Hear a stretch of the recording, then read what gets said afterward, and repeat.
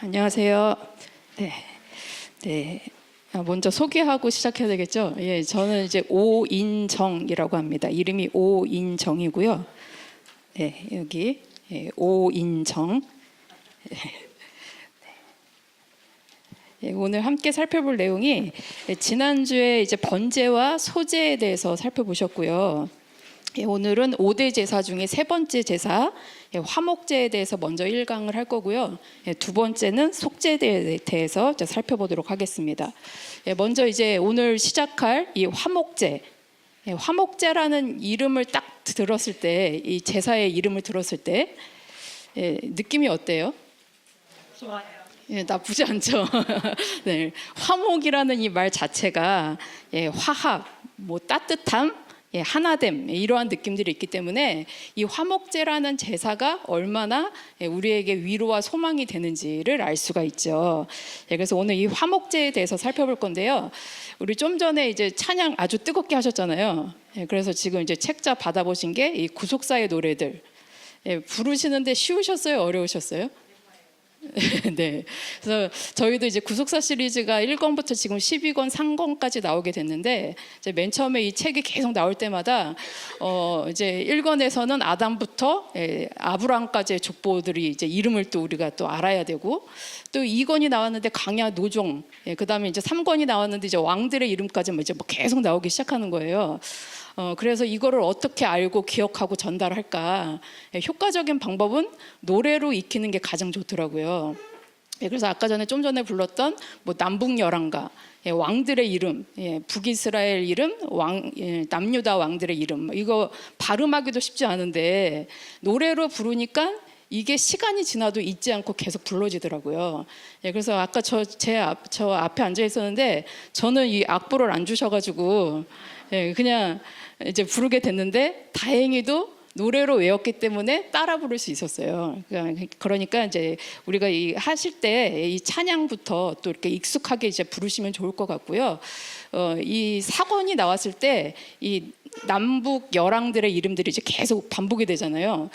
그래서 저희가 이제 이 사람들 이름도 외워야 되고 역대도 기억해야 되고 막 이러니까 전철 타고 다니면서도 막 이름 외우고 막 이렇게 수시로 외웠었어요. 그래서 한 분이 예화인데요. 어떤 목사님이 이제 그거를 이제 외우시느라고 이제 이름을 다 적어놓고 이제 보면서 계속 르호보암, 아비야, 아사, 여호사밧, 여호람, 아하시아, 아사 막 이러면서 계속 부르니까 옆에 있는 사람은 이게 무슨 말인지를 모르잖아요. 왕들의 이름을 모르니까. 그런데 한 분이 옆에서 계속 보고 계시다가 나중에 일어나면서 나가면서 명함을 딱 하나 주시는데 그 명함이 뭐였냐면 그 언어 학습지. 그래서 이분이 외국인인데 한국말 배우려고 하는 줄 알고 그분한테 명함을 딱 주면서 가나, 다라, 마바사, 그다음에 뭐 각야, 거교, 뭐 이거를 보여주면서 배우고 싶으면 연락하시라고 하면서 명함을 주고 갔대요. 그러니까 그 정도로 열과 성을 가지고서 이제 저희가 외웠고 또 좀 더 쉽게 이해할 수 있도록 노래로 만들었으니까 노래도 또 힘써 같이 따라 불러주셨으면 좋겠습니다. 오늘 이제 살펴볼 이 화목제. 화목제란 무엇이냐? 이 화목제는 화목하고 평화롭게 하는 제사. 70인경에서는 이 디시아 소테리오로 번역을 했습니다. 그래서 이 디시아 소테리오는 구원의 제사, 구속, 화목제라는 뜻이 있어요. 그래서 이 화목제는 화목하고 평화롭게 하는 제사라는 뜻으로 하나님과의 관계가 회복이 되고 하나님과의 깊은 교제를 나타내는 제사입니다. 그런데 이 화목제 히브리어 이 셸람임은 이 샬람의 복수형인데요. 이렇게 복수형을 쓰는 이유는 이 화목제 제사의 유형이 세 가지가 있기 때문에 복수형을 쓰고 있습니다. 그래서 오늘 살펴볼 하나님과의 깊은 관계 회복을 나타내는 이 화목제에 대해서 구체적으로 살펴볼 건데요. 첫 번째로 화목제의 명칭과 특징입니다. 개인적인 화목제는 이 세 가지 유형의 제사. 그래서 여기 이 감사제, 그리고 서원제, 그리고 낙헌제, 이 세 가지 제사의 제사를 언제든지 자원하여서 드릴 수가 있습니다. 그리고 공적인 화목제는 국가적인 경축 행사나 칠칠절, 제사장의 취임식 등에 이제 드려지게 됐는데요. 이 감사제는 고백제라고도 하죠. 그래서 감사, 찬송, 고백이라는 뜻으로 이 감사제를 드리는 이유는 죄를 깨닫고 고백할 때, 그래서 하나님의 구원을 경험하면서 감사로 드리는 제사, 화목제 중에서 이렇게 죄를 깨닫고 고백하면서 대속의 은혜에 대해서 감사할 때 이 화목제 중에 이 감사제를 드렸습니다. 그리고 이 감사제는 원수나 질병, 또 환난 가운데서 하나님께서 구원하여 주심을 감사하면서 드리는 제사예요. 그래서 뭐 태원 감사나 또 여러 가지 감사의 조건들이 있을 때 그때 드려지는 제사가 이 감사제입니다. 그리고 서원제는 무엇을 했을 때 요청했는데 그것이 이루어졌을 때 이 서원의 이행이죠. 그래서 대표적인 서원제는 한나가 아들을 주시면 아들을 바치겠습니다. 그러면서 아들을 주시기를 요청했을 때 하나님께서 사무엘을 허락하심으로 감사하면서 드렸던 그 제사가 사무엘상 1장 11절 24절에 기록이 되어 있어요. 그리고 야곱도 나로 하여금 아비 집으로 다시 돌아오게 해주시면 서원했죠. 그리고 그것이 이루어졌기 때문에 창세기 35장 7절에 하나님 앞에 이 서원제, 화목제를 드렸습니다. 그리고 이 낙헌제는 무엇이냐면 자원제라고도 표현을 하는데요. 자발적으로 드리는 거예요. 그래서 무엇인가 기쁨으로 생각지도 못했던 하나님의 은혜, 이것에 대해서 갑자기 무엇인가 막 느껴졌어요. 갑자기 무엇인가 깨달아지고 갑자기 너무나 감사해요. 그럴 때 드리는 제사가 이 낙헌제, 자원제라고도 합니다. 그래서 제물을 보시면 감사제나 서원제 같은 경우에는 흠없는 소, 양, 염소, 희생짐승의 암수, 암컷, 수컷 가리지 않고 소, 양, 염소 중에 흠없는 제물을 드릴 수가 있습니다. 그리고 낙헌제에서는 표 밑에 있는데요. 특징 밑에 보시면 낙헌제의 특징 제일 밑에 보시면 약간 흠 있는 짐승도 허용을 했어요. 그러니까 암수는 당연하고 이 암수 중에서도 다른 거는 흠이 없어야 되잖아요. 그런데 이 낙헌제에는 약간 흠이 있는 것도 허용이 됐다라는 거예요. 왜냐? 갑자기 내가 은혜를 깨달아서 제사를 드리고 싶은데 지금 뭔가 물질적으로 안 돼요. 그러니까 이럴 때에는 약간 흠이 있더라도 하나님 앞에 제사 드리는 것은 끊어지지 않도록 이 낙헌제에는 약간 흠 있는 희생의 짐승, 암수도 드릴 수 있도록 하셨습니다. 그 다음에 이 제사는 특별히 제사인에게도 제물이 돌아갔어요. 그래서 제사인의 몫이 있었는데요. 감사제를 드렸을 경우에는 제사를 드리고 난 다음에 제물이 이제 제사인에게도 드려지는 주게 되는데요. 감사제일 경우에는 당일에 먹어야 돼요. 당일에 먹고 그 다음에 남을 경우에는 이 표 보시는 거예요. 당일에 먹고 그 다음 날 아침에 이것이 남아 있을 경우에는 다 못 먹었어요. 다 못 먹었을 경우에는 그것을 이제 불태워야 됩니다. 그런데 서원제나 낙헌제 같은 경우에는 이틀간 먹을 수 있어요. 그리고 3일째 남았을 때에는 불태웠습니다.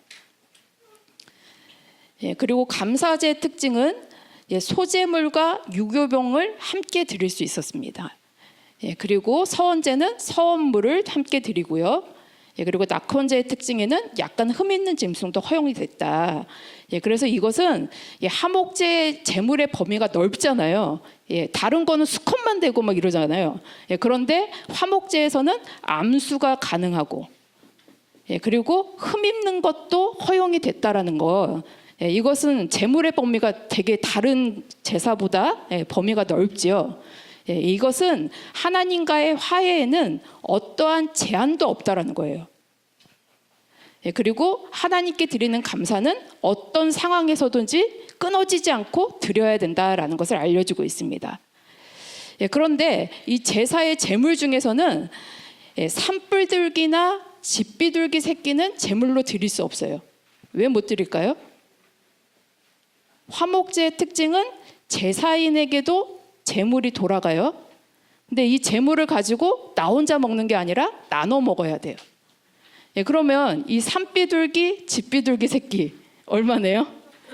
조그만해서 못 나눠 먹어요. 그래서 화목제의 성격과 맞지 않아요. 그래서 이웃과 함께 나눠 먹어야 되면 이 산비둘기와 집비둘기 새끼는 맞지 않기 때문에 이것은 제물로 드릴 수가 없었습니다. 그러면 이제 구체적으로 두 번째로 이 화목제를 드리는 방법이에요. 화목제는 제사인의 형편에 따라 흠없는 소, 양, 염소, 암수를 구별 없이 드릴 수 있었습니다. 그래서 먼저 제사를 드리려면 어떻게 되느냐? 제사인이 제물의 머리에 안수하고 회막문에서 잡아요. 이제 내가 오늘 이제 제사를 드려야 되겠다. 뭔가 감사제를 드리든지 서원제를 드리든지 낙헌제를 드리든지 뭔가 제사를 드리려고 마음 먹은 제가 제사인이에요. 내가 제사를 드리려고 하면은 이제 뭘 해야 되냐면 제물을 가지고 와요. 무엇인가 이제 소, 양, 염소 중에 내가 택했어요. 그러면 제물을 가지고 와서 그 제물 머리에 제사인이 안수를 하는 거예요. 그리고 회막문에서 제사인이 그 제물을 잡습니다. 그래서 레위기 3장 1절 2절 말씀을 보시면 사람이 만일 화목제의 희생을 예물로 드리되 소로 드리려거든 수컷이나 암컷이나 흠없는 것으로 여호와 앞에 드릴지니 그 예물의 머리에 안수하고 회막문에서 잡을 것이요. 아론의 자손 제사장들은 그 피를 제단 사만에 뿌릴 것이며 지금 흠없는 것으로 얘기하는 거니까 낙헌제는 해당이 안 되는 거겠죠. 이 성경 구절에서는. 그런데 이제 제물을 가지고 와서 제물의 머리에 먼저 제사인이 안수해요. 왜 안수할까요? 죄를 전가시키는 거죠. 그런데 여기 이 안수하고 사마크, 이 누르다라는 뜻인데요. 이 사마크의 야드, 손이라는 뜻의 이 야드의 3인칭 단수형을 쓰고 있어요. 야드의 3인칭 쌍수형을 쓰는 경우가 있고 3인칭 단수형을 쓰는 경우가 있어요. 이제 원어를 보시면. 근데 여기에서는 3인칭 단수형을 쓰고 있습니다. 이게 뭐냐면 손이 두 개예요, 하나예요? 한 손으로 안수한 거예요. 여기 이 그림에서는 지금 한 손으로 안수하고 있죠. 그래서 3인칭 단수형일 경우에는 한 손으로 제물을 힘껏 눌러서 안수하는 거예요. 그래서 지금 이 화목제를 드리기 위해서 3인칭 단수형 한 손으로 제물에게 안수하고 그것을 회막문에서 잡습니다. 그러면 이제 그것을 잡은 다음에 제사장은 그 제물의 피를 번제단 사면에 뿌려요. 피를 이제 사면에다가 뿌립니다. 그래서 여기 뿌리다 히브리어 자라크로 이 뜻은 뭐냐면 그냥 이렇게 끼얹는 이제 많이 뿌리는 거예요. 그래서 여기 이제 그림 보시면 이렇게 끼얹듯이 이제 많이 이 번제단 사면에 이 피를 뿌려요. 그 다음에 세 번째 제사인이 잡은 화목제의 기름과 가슴을 여호와께 가지고 갑니다. 레위기 3장 3절에서 4절 말씀 보시면 여호와께 이 화목제를 드리기 위해서 화제로 드리기 위해서 가지고 가는 게 내장에 덮인 기름과 내장에 붙은 기름과 두 콩팥과 그 위에 기름 곧 허리 근방에 있는 것과 간에 덮인 꺼풀을 콩팥과 함께 취할 것이요. 여기 반복되는 표현들이 기름, 그렇죠? 그래서 제사인이 화목제에 기름을 가지고 가고요.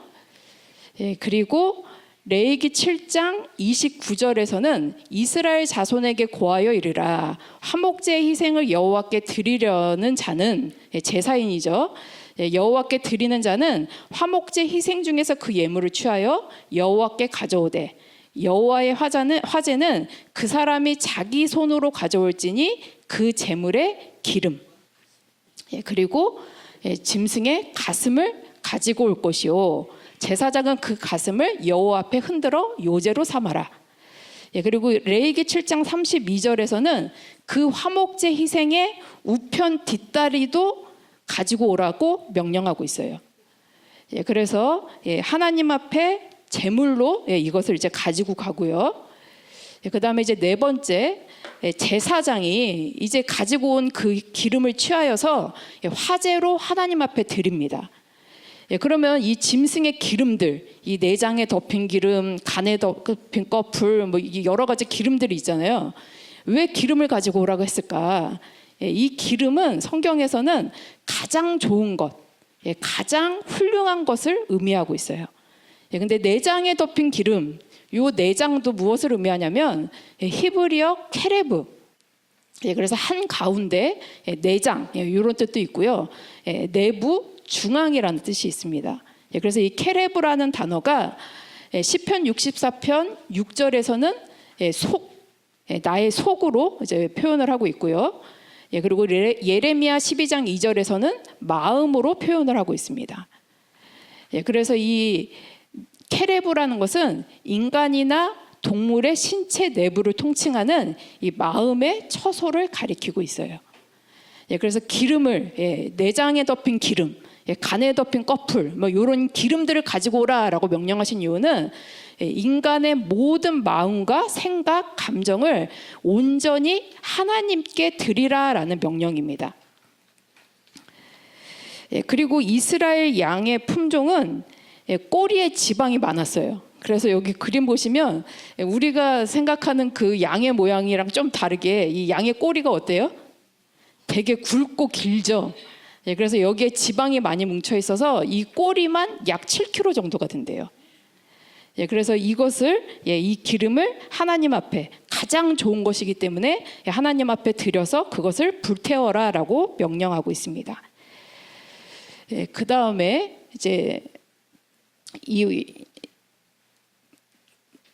이 기름, 이 화목제 기름들 있잖아요. 하나님 앞에 바쳤던 이 기름을 화목제 기름으로 이제 통칭을 하는데요. 이 화목제 기름은 여호와께 드리는 식물이다라고 민수기 28장 2절에 기록이 되어 있고요.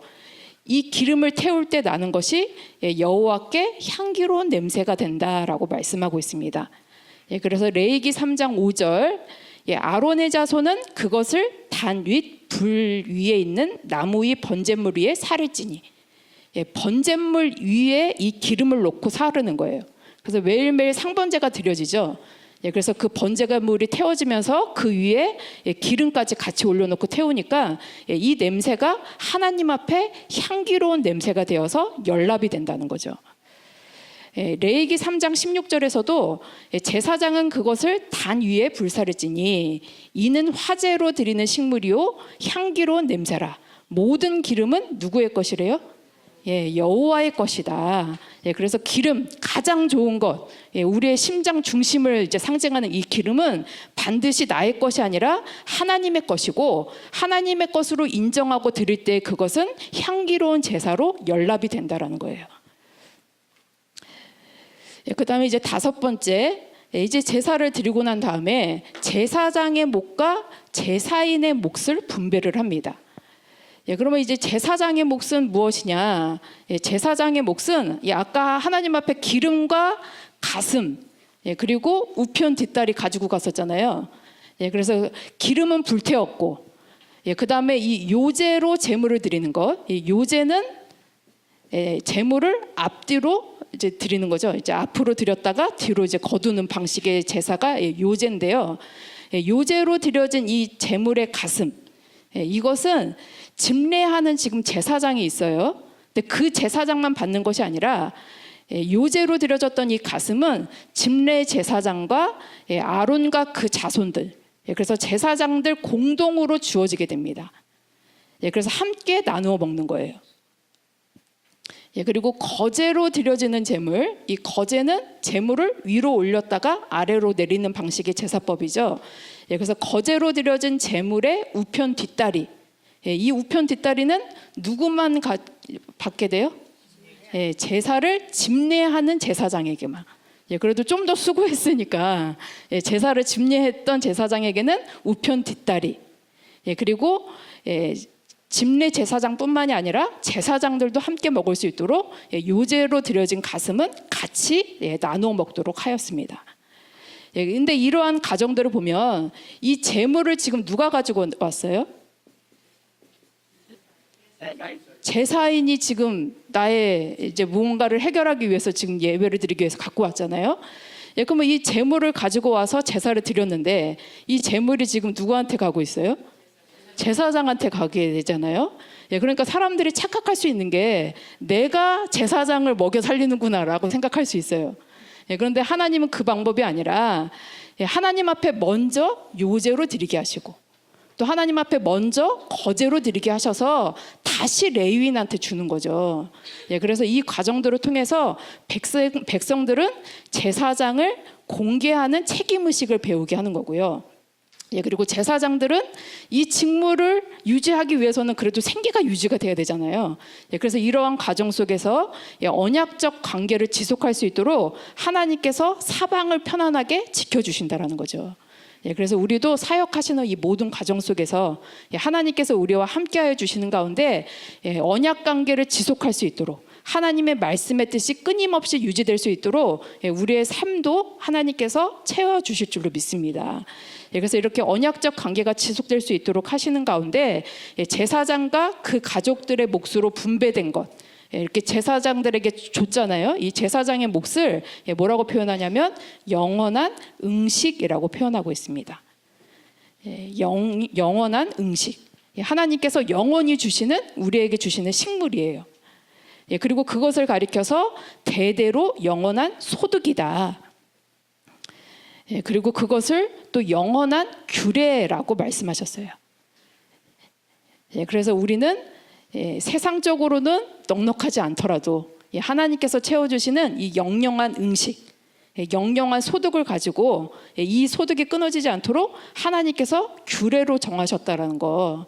그래서 우리의 모든 삶을 하나님께서 채워주실 줄로 믿습니다. 그래서 이렇게 제사장의 몫으로 이제 분배가 되고요. 그 다음에 이제 유일하게 제사인에게도 그 몫이 돌아가는 제사죠. 그래서 제사인의 몫은 하나님께 드리는 예물, 기름을 이제 제하고요.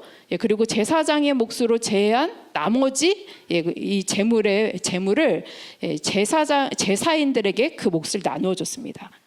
그래서 화목제물 중에 제사인의 몫을 주신 것은 하나님께서 이 화목제를 받으시고 이 화목제가 되게 좋은 제사잖아요. 이 화목제를 받으시고 그 다음에 이것을 하나님이 받으셨다라는 것을 기뻐하는 가운데 이 제사인이 자기만 만족하는 것이 아니라 함께 이웃들과 나누면서 식사의 교제를 나누어서 내가 받은 은혜를 서로 나누는 거예요. 그래서 이렇게 제사인의 몫으로 제물이 주어지게 되었습니다. 그리고 이제 세 번째로 그러면 이제 예물에 대한 주의 사항인데요. 이제 제물을 드렸어요. 제물을 드렸는데 첫 번째 어떤 주의를 해야 되느냐? 아까 기름은 누구의 것이라고 했어요? 기름은 가장 좋은 것이다. 헬레브, 히브리어 헬레브, 최상의 가장 좋은. 그래서 모든 기름은 하나님의 것이다라고 표현할 정도로 이것은 하나님의 것으로 구분이 되어 있어요. 그래서 절대 이 예물에 기름은 사람이 먹을 수가 없습니다. 특별히 레위기 3장 16절 17절 말씀 보시면 모든 기름은 여호와의 것이니라 너희는 기름과 피를 먹지 말라. 기름과 피를 하나님께서 금지하셨는데 이것을 어디에서 먹지 말아야 되느냐? 너희 모든 처소에서 대대로 영원한 규례니라. 이 기름은 어느 장소에 있든지 간에 이것은 하나님의 것으로 규정하셨어요. 그래서 내가 다른 곳에 있든 어디가 있든 뭐 다른 곳으로 피해 있든지 간에 이것은 하나님의 것이기 때문에 절대 먹지 못한다. 레위기 7장 26절에서도 너희 사는 모든 곳에서 우리의 삶의 모든 영역에서 하나님 제일주의로 우리가 살아갈 수 있도록 하나님 것으로 구별된 것은 절대 사람이 만질 수 없다, 먹을 수 없다라는 것을 가르쳐주고 있어요. 그래서 기름과 피는 절대로 먹을 수 없다라고 얘기하면서 최상의 것을 하나님께 드리는 하나님 우선주의 신앙, 하나님 중심주의 사상을 가르쳐주고 있습니다. 그리고 피도 먹지 말라고 명령하시죠. 그래서 이 피는 무엇이냐면 생명이나 대속과 관련이 되어 있습니다. 그래서 이 생명은 하나님께 속해 있는 것이기 때문에 기름도 가장 좋은 기름도 하나님의 것이고 피도 하나님 앞에 속해 있기 때문에 절대 그것을 먹지 말래요. 그리고 제물을 잡은 다음에 이제 피를 여러 가지로 이제 처리를 하는데 모든 피를 어떻게 하느냐? 땅에 쏟아 버려요. 지금은 우리가 이제 피도 먹잖아요. 이제 뭐 순대도 먹고 막 이렇게 피 들어있는 음식들 먹는데 이 구약에서는 지금 규정하고 있는 게 뭐냐면 절대 피는 먹을 수 없다는 거예요. 그래서 다 땅에 쏟아 버립니다. 그래서 모든 소유권을 다 포기하고 하나님의 것으로 드리는 거예요. 그래서 기름은 생명을 유지하는 힘의 근원, 그리고 피는 생명의 근원이기 때문에 내 것이 아니라는 거죠. 그래서 하나님 앞에 온전히 드려야 될 것에 대해서 말씀하고 있어요. 그래서 기름과 피의 식용을 금지하고요. 그 다음에 이제 두 번째, 이 제사는 나누어 먹어야 돼요. 오늘 이제 내가 이제 제사를 드려요. 제사를 드렸으면 지금 뭐 감사제를 드렸든지 서원제를 드렸든지 낙헌제를 드렸든지 뭔가 지금 감사의 고백이 있어가지고 뭐 내가 병이 있다가 나았으면 감사제를 드렸어요. 얼마나 감사한 일이에요. 그리고 내가 무엇인가 해주시면은 이렇게 하겠습니다 했는데 하나님이 들어주셨어요. 서원에 감사하여서 지금 제사를 드리고, 또 낙헌제, 갑자기 무엇인가 하나님의 은혜가 깨달아져서 감사로 드리는 이 좋은 감사제이기 때문에, 이 화목제이기 때문에 이 제사인에게 이 제물을 주었다라는 거죠. 그래서 이것을 나만 기뻐하고 만족하는 것이 아니라 함께 나누어 먹어야 돼요. 그래서 감사제는 당일에 먹어야 되고요. 서원제와 낙헌제는 이틀 동안 먹고 남은 것은 3일째에 불사릅니다. 그러면 오늘 이제 제가 만약에 소를 제물로 가지고 왔어요. 소를 보시면 소가 약 600kg 정도가 되는데 양과 염소는 약 60에서 100kg입니다. 그러면 이제 오늘 소를 잡을 경우 소가 약 600kg이니까 기름도 제하고, 그리고 제사장의 몫으로 드려지는 것도 제하고, 못 먹는 부분까지도 다 제하면 그 나머지가 제사인의 몫이에요. 그래서 뭐 약 300kg 정도 된다라고 이제 계산을 해본다면 이제 제사인에게 300kg가 이제 돌아가는 거죠. 제물의 300kg. 그러면 0.25kg이 1인분이에요. 그러니까 300kg의 고기를 제물을 받아서 0.25kg으로 나누시면 몇 명이 먹을 수 있는 양이냐? 약 1,200명이에요. 그러면 제가 오늘 이제 소를 이제 잡아서 제사를 드려가지고 300kg의 이제 고기를 가지고 와서 지금 이제 이것을 나눠 먹으려면 오늘 여기 계신 분이랑 배 터지게 먹어도 남을 정도예요. 그런데 만약에 오늘 감사제다, 언제 다 먹어야 돼요? 1200인분을 지금 오늘 당일에 다 먹어야 돼요. 그러면 이제 어떻게 해야 될까요? 오늘 당일에 다 먹으려면? 배 터지게 나 혼자 배 터지게 먹어요? 할 수 있는 한 다 나눠서 먹어야지 이걸 다 먹을 수 있어요. 그나마 이제 서원제나 낙헌제는 이틀 동안 먹을 수 있으니까 좀 이렇게 쉬엄 먹을 수 있는데, 이거는 이제 나눠 먹어야 되는 게 아주 이제 중요한 거죠. 그래서 화목제는 나눌 수 있다라는 거, 나눔의 기쁨을 알려주는 제사예요. 그리고 이것이 남았을 경우에는 어떻게 해야 돼요? 당일에 먹고 다음 날에는 반드시 불살라야 돼요. 서원제, 낙헌제는 이틀 동안 먹을 수 있지만 3일째에는 남은 거는 내가 가지고 있는 게 아니라, 요즘은 우리는 냉동시켜 먹지만 안 돼요. 반드시 어떻게 해야 되느냐? 불태워야 돼요. 그래서 이거는 불태우지 않으려면 어떻게 해야 되느냐? 서로 계속 나누어야 된다는 거죠. 그래서 정한 기한에 먹고 그것을 나누어야 되는데, 예전에 저희가 이제 이 구속사 시리즈 저자이신 박윤신 목사님이랑 어디를 가다가 제가 지금 정확하게 기억은 안 나는데 사과밭을 가게 됐어요. 그래서 버스 한 대로 움직이면서 사과밭에 도착을 했는데 그때 이제 하신 말씀이 따는 대로 가져가라는 거예요. 저희 사줄 테니까 따는 대로 가져가래요. 근데 이제 사과밭에 갔는데 사과가 너무 이제 예쁘게 생겼고 또 따서 먹어보니까 너무 맛있어요. 근데 따는 대로 가져가라고 하니까 우리가 어떻게 했겠어요? 엄청나게 정신없이 땄어요. 그리고 딴 거는 너네가 알아서 가져가라가 됐어요. 그래서 다 챙겨가지고 이제 봉지에 싸가지고 각자 그 이제 버스 탄 다음에 자기 자리 밑에다가 이제 봉지 놔두고서 그러고 이제 가서 이제 서울에 딱 도착을 했거든요. 근데 도착하자마자 이제 다들 이제 사과 챙겨가지고 이제 막 가려고 하는 중에 갑자기 호출이 왔는데 사과 다시 다 갖고 오래요. 그래서 이제 딱 가지고 와서 이제 무슨 일인가 하고 봤더니 이제 저희만 간 거잖아요. 이제 버스 한 대만 간 거고 이제 교회에도 직원들이 100여 명 이상이 되는데 그러면 그 직원들은 놀고 있었던 게 아니라 우리가 나가 있는 동안에 교회를 지키고 있었고 다른 일 하고 있지 않았느냐. 그러면서 사과를 나눠줘야 된다는 거예요. 그래가지고 저희는 내가 딴 거 내가 가져가는 거니까 최고로 좋은 것만 땄거든요.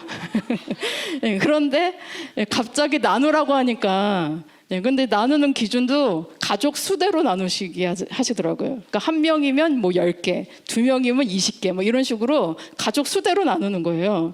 근데 저는 이제 결혼을 안 했으니까 한 명이잖아요.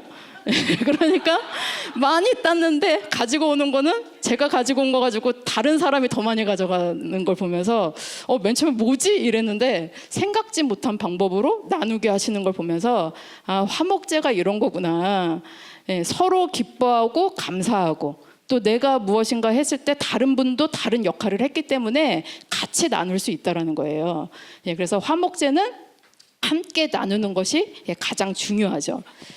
그 다음에 레위기 7장 15절에서 18절 말씀을 보면 감사함으로 드리는 화목제, 감사제죠. 그 화목제 희생의 고기는 드리는 그날에 먹을 것이요 조금이라도 이튿날까지 남기지 말고 또 서원이나 자원하는 예물도 이튿날에는 먹고 3일에는 불태워라. 그런데 제3일에 고기가 남아 있었어요. 남아 있으니까 그것이 아까워서 조금이라도 먹게 되면 어떻게 돼요? 아까워서 먹었는데 어떻게 돼요? 지금까지 다 좋았어요. 제사도 완벽했고 나눔도 완벽했는데 3일째 남은 고기가 있어서 정한 기한 내에 먹지 못하여 남은 고기가 있어서 아까워서 내가 그거를 먹게 되면 그 제사는 연락되지 않아요. 그래서 그 제사를 드린 자에게도 예물답게 되지 못하고 오히려 그것은 가증한 것이 됩니다. 그리고 그것을 먹는 자는 어떻게 되느냐? 죄를 당한대요. 그러니까 반드시 아까워도 불태워야 된다. 그런데 아까워서 이 재물을 불태우는 것보다는 무엇이 중요하냐? 히브리서 13장 16절 말씀 볼 때 서로 나눠주기를 잊지 말라. 이러한 제사를 하나님이 기뻐하신대요. 그래서 화목제는 함께 나누는, 서로에게 은혜를 끼치는, 서로에게 사랑을 나누는 그러한 제사. 그래서 계시록 3장 20절에서는 내가 그에게로 들어가 그로 더불어 먹고 그는 나로 더불어 먹으리라. 예수님과 함께하는 이 영원한 식사를 생각하면서 함께 나눌 수 있는 제사가 되어야 된다는 거예요. 그다음에 세 번째, 나누어 먹되 이제 또 중요한 건 뭐냐면 부정한 것과 접촉되어서는 안 된다라는 거예요. 화목제 희생의 고기가 부정한 것에 접촉된 것을 금지하고 있고요. 부정한 자나 부정한 것에 접촉된 사람도 먹을 수 없어요. 그래서 레위기 7장 19절에서 21절 말씀을 잘 보시면 제사도 지금 완벽했고요. 제물도 지금 막 나누려고 하는데 이제 제물을 나누려고 하는데 만약에 이 고기가 부정한 물건에 접촉이 됐어요. 제사 잘 드렸는데 갑자기 나에게 주어졌던 이 제물이 부정한 것과 접촉이 되면 먹지 말래요. 왜냐? 이 희생 고기는 누구한테 속해 있어요? 여호와께 속한 제물이라는 거예요. 하나님께 속한 거는 거룩이지 부정이 아니에요. 그래서 혹시라도 이 고기가 부정한 물건에 접촉하게 되면은 먹지 말고 불살라야 된다. 그리고 그 고기는 누구만 먹을 수 있느냐? 깨끗한 자만 먹을 수 있어요. 만약에 깨끗하지 못한 이 부정한 사람이 그 짐승을 먹게 된다. 이 고기를 같이 먹게 된다. 그러면 어떻게 되느냐? 자기 백성 중에서 끊어지게 된대요. 그래서 화목제 희생의 고기를 먹으려면 어떻게 되냐면 자신을 살펴야 되는 거예요. 내가 부정한 사람인지 아닌지, 혹시라도 부정에 접촉했는지 안 했는지. 오늘 우리가 지금 같이 이제 예배를 드리고 화목제 제물을 이제 잡아서 이제 같이 나눠 먹고 있어요. 근데 이제 같이 막 제물을 나눠 먹고 있었는데 만약에 제가 혹시라도 뭐 시체를 만지고 왔어요. 구약 시대는 시체 만지고 오면 이제 부정과 접촉했기 때문에 부정한 거거든요. 근데 내가 생각 없이 같이 화목제물을 나눠 먹었어요. 어떻게 될까요? 부정한 것과 접촉되면은 절대로 같이 먹을 수 없어요. 그래서 이 제사를 먹을 때, 이 제물을 먹을 때 주의점이 뭐냐? 서로를 살펴야 되는 거예요. 부정한 자가 되지 않도록. 그러니까 평상시 우리의 삶이 어떻게 될까요?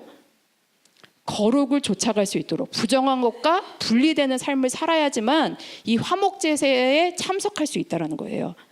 그래서 거룩하신 하나님과 화목하고 이웃과 화목하기 위해서는 제물도 거룩해야 되고 제사인도 거룩해야 되고요. 함께 나눠 먹는 이웃도 거룩해야 돼요.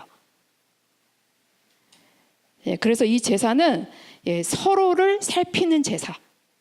그래서 혹시라도 오늘 이 제사가 내가 부정하여서 이 제사가 연락되지 못하는 제사가 되지 않도록 서로를 살피시는 가운데 먼저 내 자신을 살피고 서로를 돌아봄으로써 경건을 유지할 수 있는 경건한 삶이 될 수 있도록 그러한 제사가 되어야지 하나님 앞에 진정한 제사로 드려질 수가 있다는 거죠.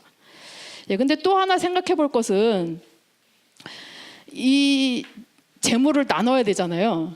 당일에 나누든지 이틀 동안 먹으면서 나누든지 뭐 이거 나눠서 계속 먹어야 되는데 남은 거는 불태워요.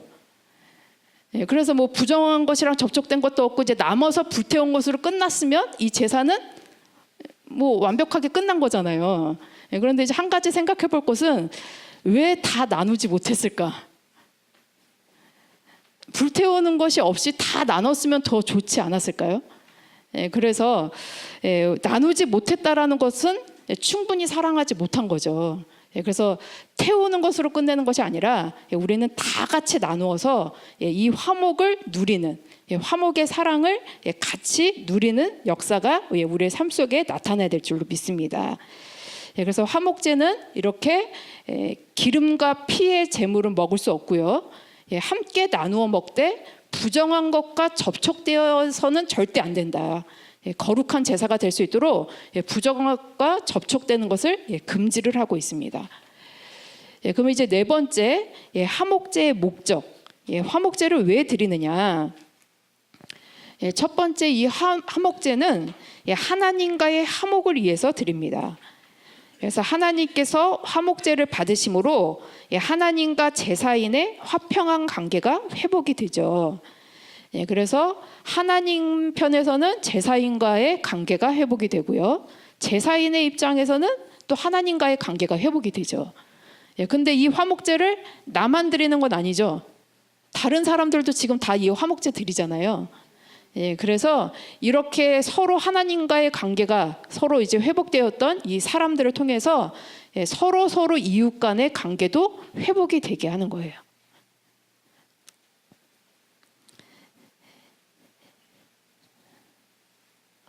그래서 하나님께서는 이 자기 백성과 이 언약을 체결할 때 이렇게 화목이 회복된 사람들과 언약을 체결할 때 항상 무엇을 했냐면 화목제 식사를 했어요. 그래서 출애굽기 24장 말씀 보면은 시내산 언약 체결 이후에 화목제 식사를 하게 되고요. 그다음에 뭐 열왕기상 8장에서는 솔로몬 성전 완성된 다음에 또 화목제를 드리게 되고, 그리고 또 여호수아 8장에서는 가나안 땅 입성하고 에발이라는 지역에서 에발산에서 또 화목제 제사를 드리는, 그래서 이 화목제 식사를 통해서 하나님과의 교제가 끊어지지 않고 하나님과의 관계가 계속 유지될 수 있도록 하나님께서 명령하신 제사입니다. 그래서 하나님과의 관계가 회복이 되고요, 화목이 되고, 두 번째 목적은 제사장과의 화목이에요. 그래서 제사인과 제사장의 화목이 이루어져 성전에서 드리는 제사가 유지되고, 제사인이 가지고 온 제물을 가지고 또 제사장이 제사를 드림으로 하나님 앞에 연락되는 제사. 그래서 이 제물들이 서로 이제 주고받으면서 제사가 유지가 되고, 또 하나님과 이스라엘 사이의 언약 관계가 보존될 수 있도록 제사장의 직무를 행할 수 있도록 이렇게 제사장과의 관계를, 화목을 이제 이루게 합니다. 그래서 이것을 가리켜서 영원한 소득이라고 이제 아까 살펴보았고요. 그다음에 이제 세 번째는 이웃과의 화목이에요. 제사인에게도 제물의 일부가 지어지는 유일한 제사. 그래서 하나님 앞에 감사하며 즐거움을 같이 이웃과 함께 나누도록. 그래서 예수님의 십계명 대강령도 하나님 사랑과 이웃 사랑이죠.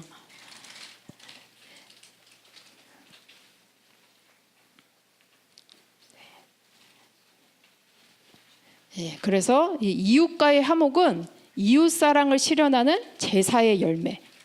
그래서 제사인과 이웃과의 관계 속에서도 서로 화목할 수 있도록 그 목적을 가지고 제사를 드리도록 명령을 하셨어요.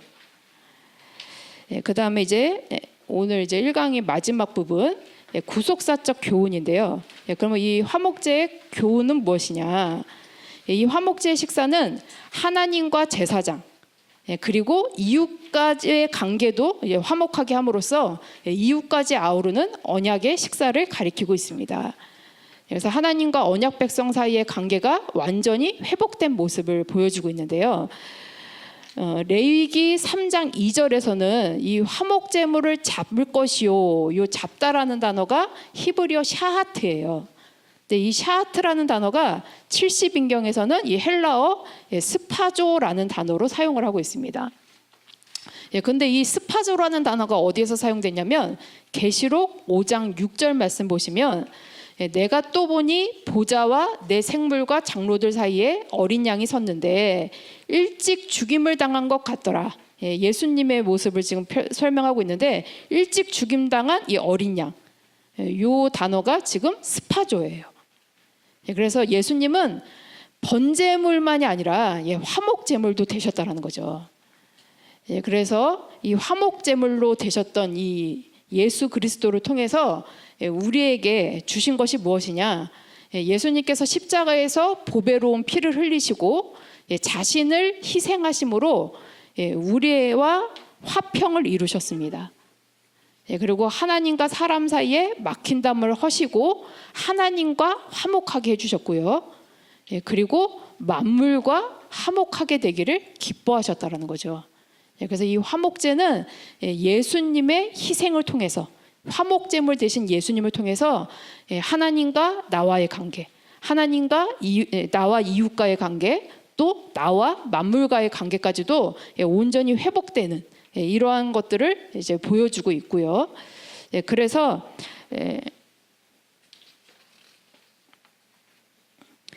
예수님이 화목제물이 되심으로 우리에게 주신 것이 무엇이냐? 이제 마지막으로 이제 살펴보시면, 첫 번째로 하나님의 의가 되게 하셨습니다. 고린도후서 5장 18절 말씀 보시면, 거기 말씀에 저가 그리스도로 말미암아 우리를 자기와 화목하게 하사라고 표현하고 있어요. 고린도후서 5장 18절 말씀 보면, 저가 그리스도로 말미암아 우리를 자기와 화목하게 했다. 예수 그리스도를 통해서 화목하게 하셨어요.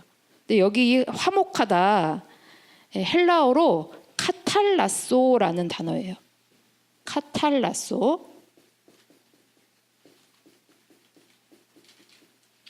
요 카탈라소라는 단어의 뜻은 화해하다라는 뜻도 있고요.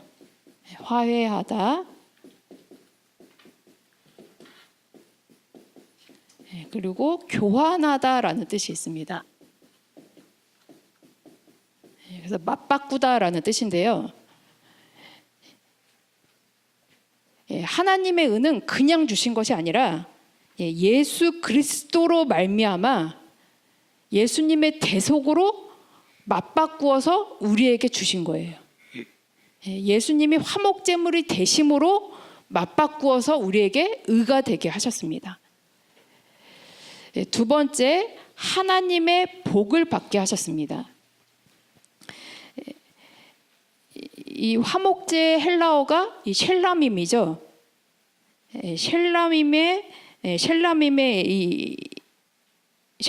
이 샬람에서 유래를 했는데 이 샬람의 명사형이 샬롬이에요.